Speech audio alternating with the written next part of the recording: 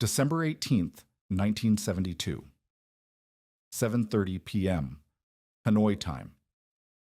Inside a North Vietnamese Air Force briefing room at Phu Quien Airfield, MiG-21 pilots gathered around intelligence photographs showing massive American bomber silhouettes. Laughter echoed off concrete walls. Con Hop Bay, they called it, the flying boxcar. 185 feet of wingspan, too big, too slow, too predictable. Their Soviet-trained instructors had taught them that size meant vulnerability, that altitude meant safety only if you could maneuver. The B-52 Stratofortress looked like a flying warehouse, an impossible target to miss. But 60 miles south at Andersen Air Force Base, Guam, American crews were loading something the Vietnamese pilots had never encountered. Not just bombs, not just high explosives. 108 500-pound bombs per aircraft, 60,000 pounds of destruction carried by a single plane, the explosive power of 10 World War II bombers combined into one formation. The North Vietnamese had built the world's most sophisticated air defense network around their capital. Surface-to-air missiles, radar-guided fighters, electronic warfare systems that could track anything in their airspace. What they didn't know was that American strategic bombing doctrine had just been rewritten. The flying boxcar was about to prove that in modern warfare, overwhelming firepower changes everything. The numbers haunted Major Robert Jensen as he walked the tarmac at Andersen Air Force Base in the pre-dawn darkness of December 18th. 108 bombs per aircraft. 60,000 pounds of high-explosive ordnance packed into each B-52's modified big belly configuration. As navigator-bombardier for Olive II, Jensen had calculated the mathematics of destruction so many times the figures felt burned into his mind. 84 500-pound bombs crammed into the internal bay, 24 more slung beneath the wings on external pylons. His crew called him Radar for his obsessive precision with targeting calculations. But tonight the numbers carried a weight that transcended mere technical specifications. Technical Sergeant Mike Crawford, their electronic warfare officer, climbed into the aircraft ahead of Jensen, his equipment cases loaded with countermeasure gear that represented millions of dollars in classified technology. Crow Crawford treated the B-52's jamming systems like a chess match against Soviet radar engineers, and his dry Detroit humor usually kept crew morale high during the long flights north.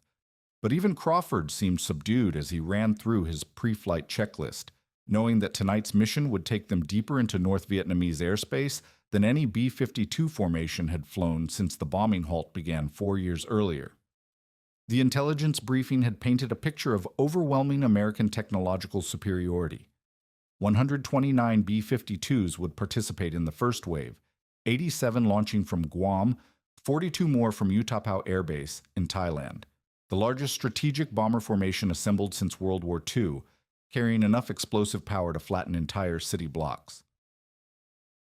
Each Stratofortress could operate at altitudes exceeding 30,000 feet, well above the effective ceiling of North Vietnamese MiG interceptors, protected by electronic countermeasure suites that could defeat 99% of incoming surface-to-air missiles. Jensen settled into his navigator's station and began calculating wind speeds and target coordinates with mechanical precision. The primary target for tonight's mission was the Vien rail yard complex north of Hanoi, a critical logistics hub that intelligence analysts believed supplied 60% of North Vietnam's military imports from China. His bombardier scope showed clear weather over the target area, perfect conditions for precision bombing from high altitude. The electronic warfare package included advanced Analt-22 jammers that could burn through enemy radar at ranges exceeding 50 miles, rendering North Vietnamese SA-2 guideline missile systems virtually ineffective. 6,000 miles away, in the concrete briefing room at Phu Quien Airfield, North Vietnamese Air Force pilots gathered around grainy reconnaissance photographs showing B-52 silhouettes captured by their Soviet-supplied cameras. The laughter that filled the room carried genuine amusement rather than nervous bravado. Lieutenant Pham Tuan, one of only 13 MiG-21 pilots trained for night interceptions, studied the images with professional skepticism. The American bomber looked exactly like what his instructors had described, a flying warehouse, massive and ungainly, designed for nuclear deterrence missions against static targets rather than conventional warfare in a sophisticated air defense environment. Con Hop Bay, the pilots called it, the flying boxcar. 185 feet of wingspan made the B-52 appear impossibly large and vulnerable on their targeting scopes. Vietnamese pilot doctrine emphasized speed and maneuverability over raw firepower, lessons learned from years of dogfighting against American F-4 Phantoms and F-105 Thunder Chiefs. The idea that the Americans would send formations of strategic bombers against Hanoi seemed like a return to World War II tactics, outdated thinking that ignored the realities of modern surface-to-air missile technology and radar-guided interceptors. Colonel Dong Van Duc, commander of Hanoi's Integrated Air Defense Sector, maintained charts tracking American bombing patterns with the methodical precision of a chess master analyzing his opponent's strategy. His SA-2 missile batteries had been positioned in overlapping fields of fire around the capital, creating what Soviet advisors called an impenetrable electronic fence. Each guideline missile could engage targets at altitudes up to 80,000 feet with proximity-fused warheads designed to destroy even heavily armored aircraft. The mathematics favored his defenders. American bombers would be forced to fly predictable approach routes to reach their targets, exposing themselves to coordinated missile salvos that could overwhelm any electronic countermeasure system. As Jensen's B-52 lifted off from Anderson's runway and climbed toward its cruising altitude, the crew settled into the routine of a long-range bombing mission. Crawford began monitoring North Vietnamese radar frequencies, noting the familiar electronic signatures of fan song fire control systems that guided SA-2 missiles toward their targets. The enemy radar operators were already tracking the American formation, painting them with targeting beams that showed up as amber warning lights on Crawford's threat detection panel. But the electronic warfare officer felt confident in his jamming equipment, the same systems that had protected B-52s during hundreds of arc-light missions over South Vietnam. The flight north took 6 hours, following carefully planned routes designed to avoid the heaviest concentrations of surface-to-air missile sites. Jensen monitored their progress with obsessive attention to detail, cross-checking navigation coordinates against wind speed calculations and fuel consumption rates. His Bombardier's scope showed the target area approaching exactly as briefed rail yards and supply depots clustered around Hanoi's northeastern suburbs, clearly visible in the pre-dawn darkness thanks to infrared targeting systems that could distinguish between military and civilian structures. What neither Jensen nor his crew fully understood was that North Vietnamese air defense doctrine had evolved far beyond their intelligence estimates. Colonel Duke commanded not just individual missile batteries, but an integrated network of radar sites, communication centers, and fighter interceptor bases that functioned as a coordinated weapon system. His SA-2 batteries had been positioned to create overlapping kill zones that forced American aircraft into predictable flight paths, while his MiG-21 squadrons practiced night interception techniques specifically designed to exploit B-52 vulnerabilities during their post-target turns. The electronic warfare battle began as soon as Jensen's formation crossed into North Vietnamese airspace. Crawford's jamming equipment started broadcasting across multiple radar frequencies, creating electronic noise designed to blind enemy fire control systems. But the North Vietnamese had learned to adapt their tactics, using multiple radar sites to triangulate bomber positions and firing missiles in coordinated salvos that overwhelmed individual aircraft defensive systems. The technological superiority that American crews took for granted was about to meet an enemy doctrine built around tactical innovation and coordinated resistance rather than raw firepower. By December 20th, the mathematics of aerial warfare had shifted dramatically in favor of North Vietnamese missile batteries. 3 B-52s had been shot down during the first night's operations, their wreckage scattered across rice paddies north of Hanoi, where SA-2 guideline missiles had found their marks despite sophisticated American electronic countermeasures. Major Jensen stood in the briefing room at Anderson Air Force Base, studying reconnaissance photographs that showed the effectiveness of enemy air defenses with clinical precision.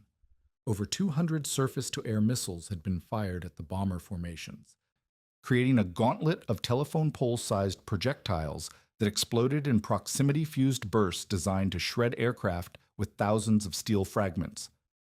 Technical Sergeant Crawford examined the electronic warfare reports with growing concern, noting that North Vietnamese radar operators had learned to exploit specific vulnerabilities in B-52 defensive systems.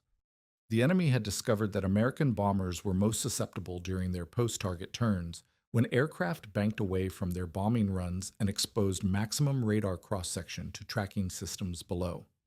During these vulnerable moments, electronic countermeasure effectiveness decreased significantly as jamming antennas rotated away from enemy radar sites, creating brief windows where SA-2 fire control systems could achieve target lock. Jensen calculated the tactical implications with his characteristic obsession for numerical precision. Flying at 30,000 feet with a 100-knot tailwind during the bomb run, then turning into a headwind that reduced ground speed by 100 knots, created a predictable flight pattern that enemy missile batteries could anticipate and engage. His electronic warfare officer reported multiple instances of burn-through during the previous night's mission, moments when North Vietnamese radar penetrated American jamming screens and achieved sufficient target resolution for missile guidance. Colonel Duke had transformed his integrated air defense network into a coordinated weapon system that functioned with deadly efficiency. His SA-2 battalions fired missiles in carefully timed salvos of 4 to 6 weapons, creating overlapping kill zones that forced American bombers to fly through multiple engagement envelopes simultaneously. Intelligence reports indicated that North Vietnamese forces had committed over 40 missiles during single intercept attempts, saturating the airspace around bomber formations with proximity-fused warheads that exploded in predetermined patterns regardless of individual target lock status. The technology gap that American strategists had assumed would guarantee mission success proved more complex than briefing officers had anticipated. While B-52D model aircraft carried significantly more powerful electronic countermeasure suites than their G model counterparts, North Vietnamese radar operators had learned to coordinate multiple tracking systems in ways that defeated single aircraft jamming capabilities. Enemy fire control radars operated across multiple frequency bands simultaneously, forcing American electronic warfare officers to spread their jamming power across broader spectrums and reducing effectiveness against any individual threat system. Crawford monitored enemy communications intercepts that revealed sophisticated tactical coordination between missile batteries and fighter interceptor squadrons. North Vietnamese controllers were directing MiG-21 pilots to climb above 33,000 feet and accelerate to maximum speed before engaging B-52 formations, using heat-seeking missiles at close range where American defensive systems had minimal effectiveness. Captain Pham Tuan had demonstrated this technique successfully, approaching within 2 kilometers of his target before firing K-13 air-to-air missiles that homed on engine exhaust signatures invisible to electronic countermeasures. Jensen's crew prepared for their second mission over North Vietnam with grim professionalism, knowing that enemy air defenses had adapted to American tactics with lethal precision. The intelligence briefing revealed that North Vietnamese missile inventory included over 1,000 SA-2 weapons distributed among 36 air defense battalions, creating a defensive network more sophisticated than anything encountered during World War II or the Korean conflict. Enemy radar systems could track multiple targets simultaneously while coordinating missile launches across battalion boundaries, effectively turning the entire Hanoi air defense sector into a single integrated weapon. The electronic warfare battle intensified as American formations approached their target areas on December 20th. Crawford's threat detection equipment registered multiple Fansong radar signatures painting the bomber formation with targeting beams, while his jamming systems broadcast countermeasures across frequencies designed to blind enemy fire control computers. But North Vietnamese operators had learned to use radar diversity techniques, employing multiple tracking systems to maintain target contact even when individual radars were successfully jammed. The result was a deadly chess match where American electronic warfare officers struggled to counter adaptive enemy tactics using equipment designed for more predictable threat environments. Strategic Air Command Headquarters received casualty reports that challenged fundamental assumptions about B-52 survivability in contested airspace. 8 bombers had been lost in a single night when North Vietnamese missile batteries anticipated American strike patterns and concentrated their fire into predicted target areas. External pressure mounted on SAC commanders to stop the carnage as losses approached levels that threatened the entire strategic bombing campaign. The technological superiority that Pentagon planners had counted on was being systematically defeated by enemy tactical innovation and coordinated defensive operations. Jensen's bombardier called out target coordinates as their B-52 approached the Vien rail complex through a maze of surface-to-air missile threats. His scope showed clear targeting resolution despite electronic jamming from both American and North Vietnamese sources, while Crawford's defensive systems registered continuous radar illumination from multiple enemy sites. The mathematical precision that Jensen brought to navigation and bomb delivery remained constant, but the tactical environment had evolved into something far more dangerous than intelligence estimates had predicted. North Vietnamese missile batteries had learned to exploit American predictability, timing their launches to coincide with bomber formation turns and using multiple guidance systems to maintain target track through electronic countermeasure environments. The war of technology versus tactics had reached a critical inflection point where superior American equipment faced increasingly sophisticated enemy doctrine designed specifically to defeat strategic bombing operations. What had begun as a demonstration of overwhelming technological capability was transforming into a test of whether adaptive enemy tactics could neutralize American strategic advantages through coordinated resistance and tactical innovation. Strategic Air Command engineers had designed the B-52D model's electronic countermeasure suite to function as a flying fortress of electromagnetic warfare, capable of defeating virtually any radar-guided threat through coordinated jamming and deception. Major Jensen's aircraft carried the AN/ALT-22 ECM system, a classified array of transmitters and receivers that could identify enemy radar frequencies within milliseconds and broadcast precisely tuned interference signals to blind fire control computers. Technical Sergeant Crawford operated this equipment with the precision of a concert pianist, his fingers dancing across frequency selectors and power controls as enemy SA-2 sites painted their formation with targeting beams from multiple directions simultaneously. The technology gap between B-52D and G model aircraft had become critically apparent during the first 3 days of bombing operations. Unmodified G-model Stratofortresses carried inadequate electronic warfare equipment, their jamming systems designed for nuclear deterrence missions rather than conventional bombing in sophisticated air defense environments. 5 unmodified G models had been shot down compared to only 1 modified aircraft, demonstrating that electronic countermeasure capability determined survival probability more than pilot skill or tactical formation flying. Crawford's advanced systems could defeat 99% of incoming missiles under ideal conditions, but North Vietnamese tactical adaptations were creating scenarios that fell outside ideal parameters. Jensen calculated bomb delivery solutions with mathematical precision, while Crawford fought the invisible war of electrons and electromagnetic radiation that surrounded their aircraft like a protective bubble. Enemy radar operators broadcast across multiple frequency bands simultaneously, forcing American electronic warfare officers to distribute their jamming power across broader spectrums and reducing effectiveness against individual threats. The North Vietnamese had learned to coordinate radar diversity techniques using different types of tracking systems to maintain target contact, even when primary fire control radars were successfully jammed by American countermeasures. Colonel Duke's integrated air defense network had evolved into a learning system that adapted to American electronic warfare tactics with increasing sophistication.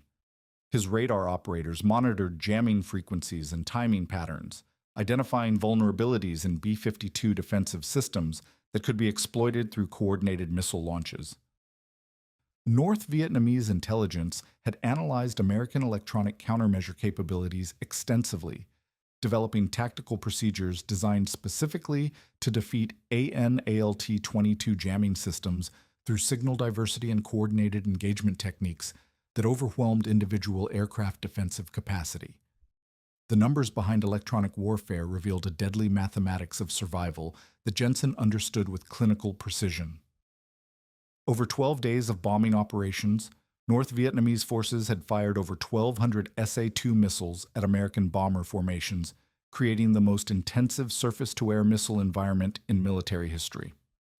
Crawford's threat detection equipment registered continuous radar illumination from dozens of enemy sites, while his jamming transmitters broadcast countermeasures that consumed enormous amounts of electrical power and generated heat signatures visible to infrared tracking systems. December 26th marked the peak of American technological confidence, when 36 B-52s delivered 2,160 individual bombs across 15 square miles in a single coordinated strike against the Vien rail yard complex. Jensen's bombardier called out target coordinates with mechanical precision as their formation approached through multiple layers of surface-to-air missile threats, his scope showing clear resolution, despite intensive electronic jamming from both American and North Vietnamese sources. The mathematical elegance of precision bombing from high altitude seemed to validate strategic bombing doctrine that emphasized technological superiority over tactical finesse. Crawford monitored enemy communications intercepts that revealed increasing desperation among North Vietnamese air defense commanders as American bombing inflicted severe damage on critical infrastructure targets. Rail interdictions numbered in the hundreds, while petroleum storage facilities and electrical power generation capacity suffered devastating losses that threatened North Vietnam's ability to sustain military operations. The electronic fortress concept appeared to be working exactly as strategic air command planners had envisioned. With sophisticated countermeasure systems protecting bomber formations, while they delivered unprecedented tonnages of conventional ordnance against strategic targets. But North Vietnamese tactical innovation continued to challenge American assumptions about electronic warfare effectiveness. Enemy missile batteries had learned to fire salvos of 6 to 8 SA-2 weapons simultaneously, creating engagement envelopes that forced individual B-52s to maneuver through multiple threat zones where jamming effectiveness decreased significantly. Crawford's equipment could defeat most incoming missiles, but the mathematics of defensive warfare favored attackers who could concentrate multiple threats against single targets within compressed time windows that overwhelmed defensive system response capabilities.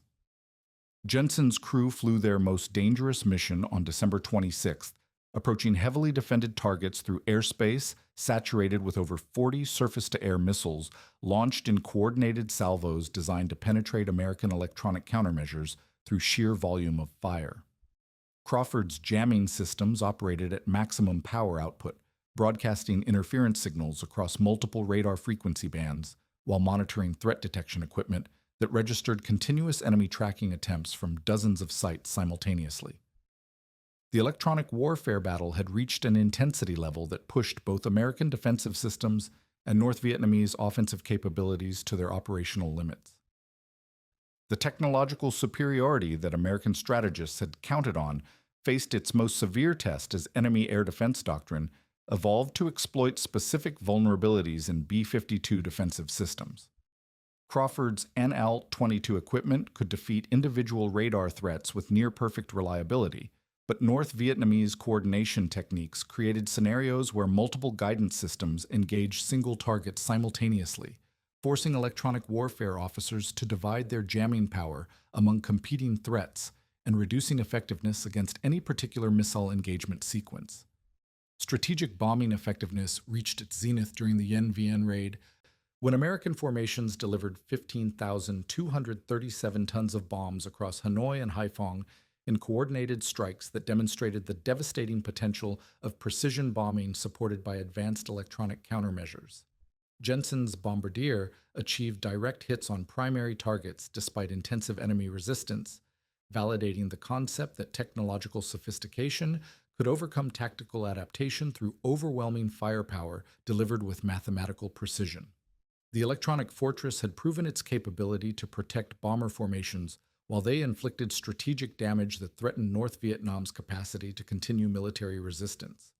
But the war of electrons and electromagnetic radiation continued to evolve as both sides adapted their techniques to counter enemy innovations, creating an arms race between American electronic countermeasure technology and North Vietnamese tactical coordination that would ultimately determine whether strategic bombing could achieve its political objectives through technological dominance alone.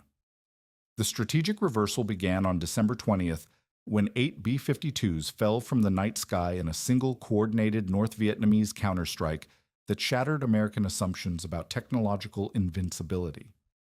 Colonel Duke's integrated air defense network had anticipated the bomber formation's approach routes and timing patterns, positioning 34 SA-2 missiles in overlapping kill zones that created an inescapable gauntlet of proximity-fused destruction.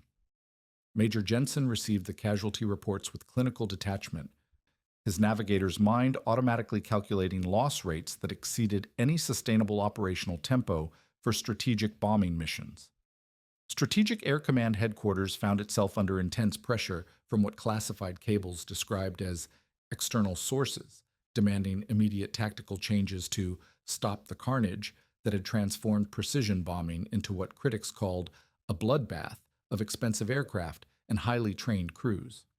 General John Meyer, SAC's commanding officer, faced the impossible mathematics of strategic bombing doctrine that required acceptable loss rates to maintain political support while achieving military objectives through overwhelming firepower.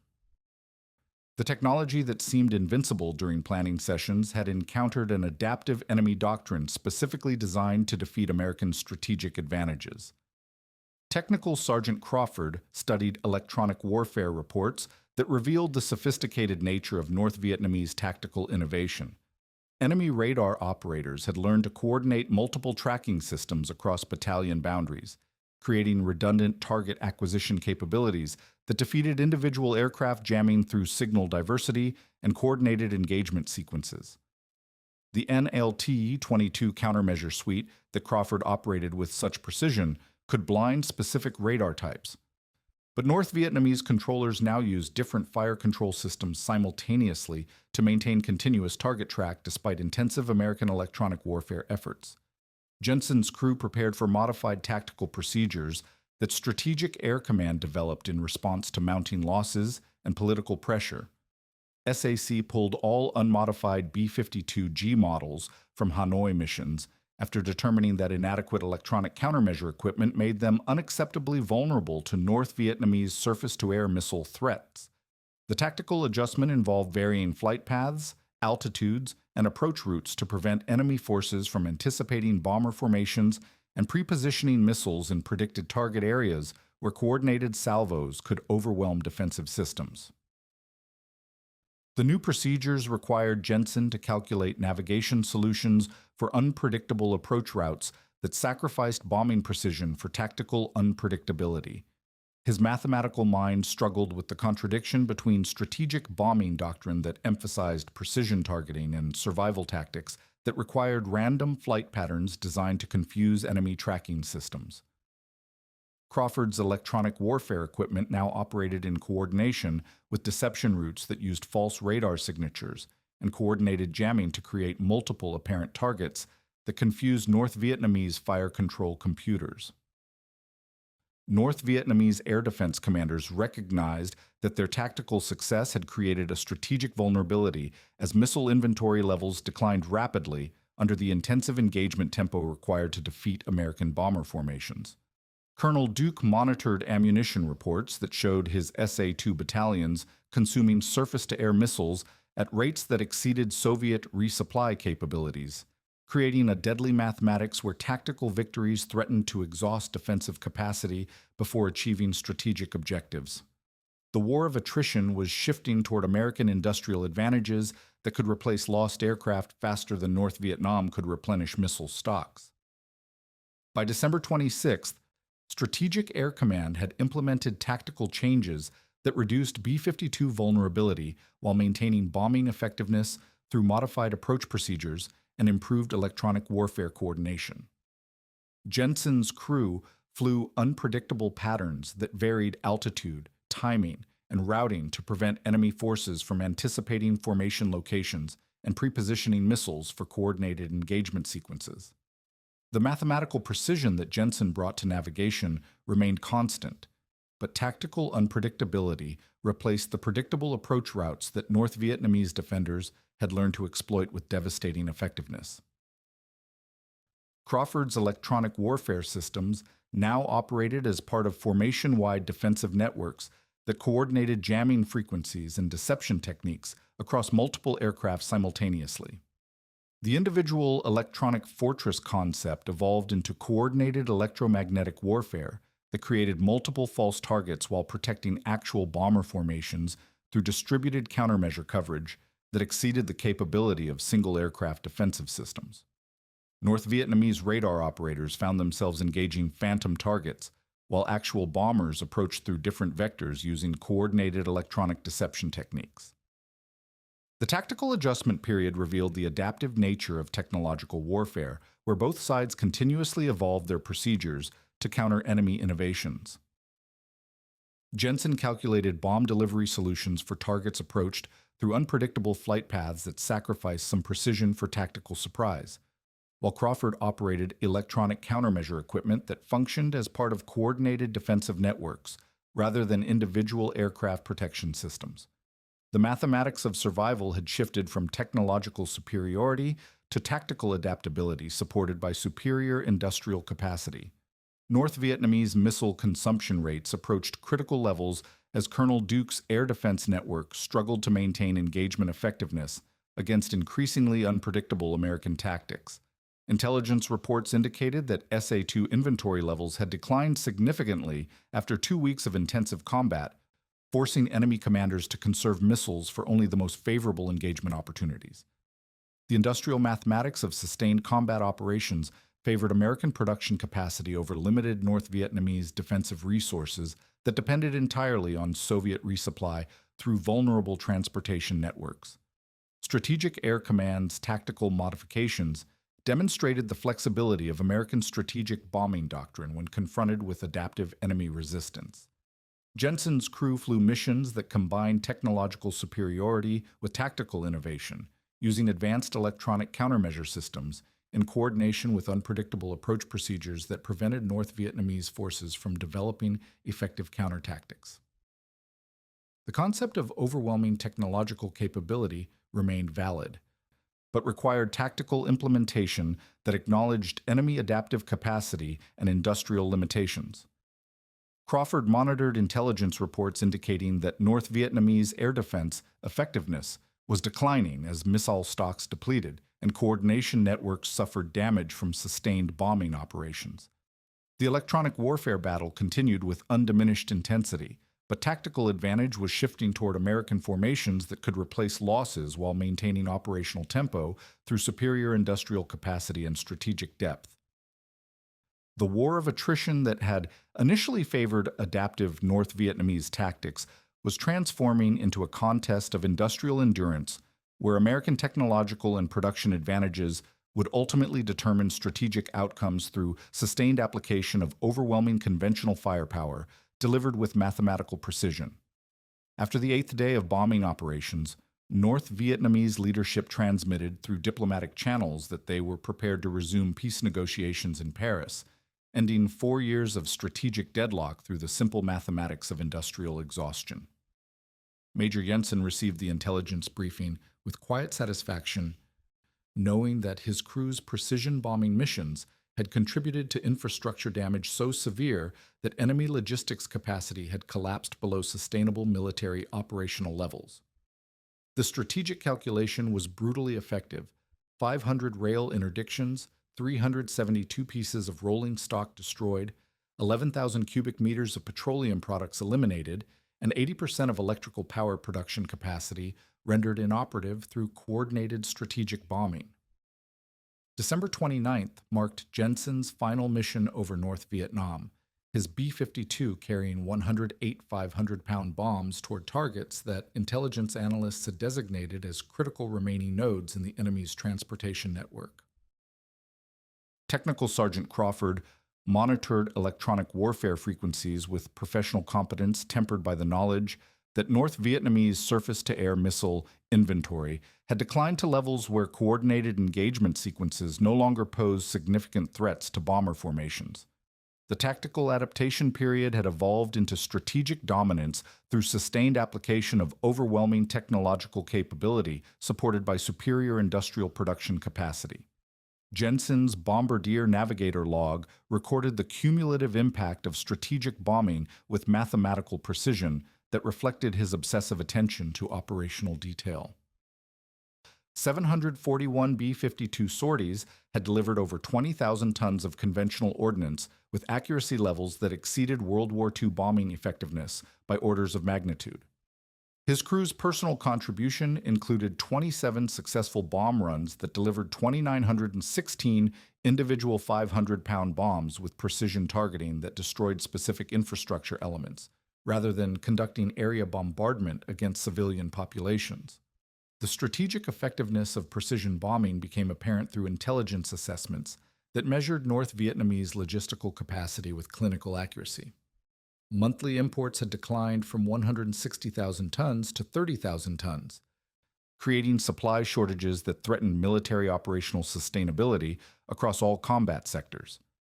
Crawford's electronic warfare equipment monitored increasingly desperate enemy communications, indicating that transportation networks could no longer support the flow of materials necessary to maintain resistance against American military pressure through conventional military operations.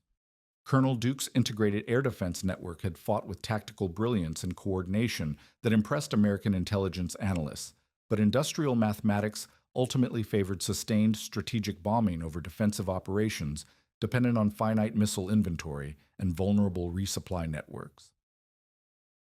North Vietnamese SA-2 consumption rates had exhausted available stocks while American bomber production capacity replaced lost aircraft faster than enemy forces could inflict casualties through increasingly limited surface-to-air missile engagements that lacked the coordinated intensity of earlier operational periods.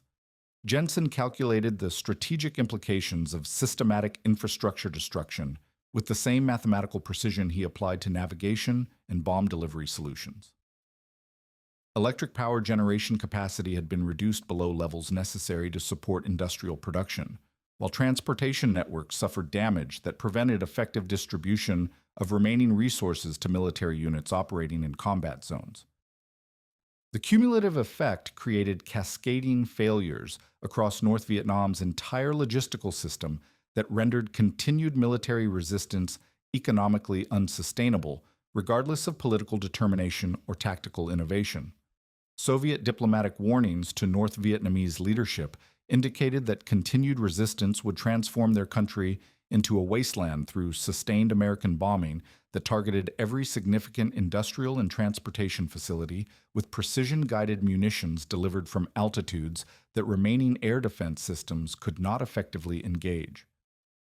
The technological demonstration had achieved strategic objectives that diplomatic negotiations and limited tactical strikes had failed to accomplish through 4 years of escalating military involvement that consumed enormous resources without decisive resolution.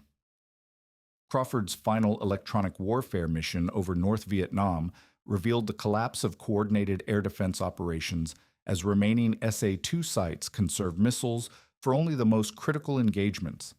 The sophisticated tactical coordination that had initially challenged American strategic bombing doctrine had deteriorated into isolated defensive actions by individual missile batteries operating without centralized command integration or adequate ammunition supplies. The electronic fortress concept had ultimately proven effective through sustained operational tempo that exhausted enemy adaptive capacity. The Paris Peace Accord signed on January 27, 1973, reflected terms virtually identical to the October agreement that North Vietnamese leadership had rejected before the bombing campaign, demonstrated American willingness to employ strategic air power with devastating effectiveness. Jensen understood that the B-52's demonstration of overwhelming destructive capacity had forced political concessions that diplomatic pressure alone could not achieve through conventional negotiation processes, constrained by limited military leverage and uncertain American domestic political support for continued involvement. Strategic bombing doctrine had proven its fundamental thesis The technological superiority applied with mathematical precision could achieve political objectives through systematic destruction of enemy industrial and logistical capacity. The North Vietnamese had initially dismissed the flying boxcar as an obsolete symbol of American technological arrogance, but 108 bombs per aircraft, delivered with electronic countermeasure protection from altitudes exceeding enemy interceptor effectiveness, had demonstrated that overwhelming capability mattered more than tactical elegance or adaptive innovation when applied with sustained industrial commitment. Jensen's crew completed their final mission with professional satisfaction tempered by understanding of the massive destruction their precision bombing had inflicted on North Vietnamese infrastructure and civilian population centers. The strategic calculus that transformed laughter in briefing rooms at Phu Quyen Airfield into diplomatic capitulation in Paris demonstrated that modern warfare ultimately favored technological capability supported by industrial capacity over tactical adaptation and revolutionary fervor when sustained over sufficient operational duration to exhaust enemy resources and political determination through systematic application of overwhelming conventional firepower delivered with mathematical precision that achieved strategic objectives through cumulative industrial destruction rather than battlefield tactical victories.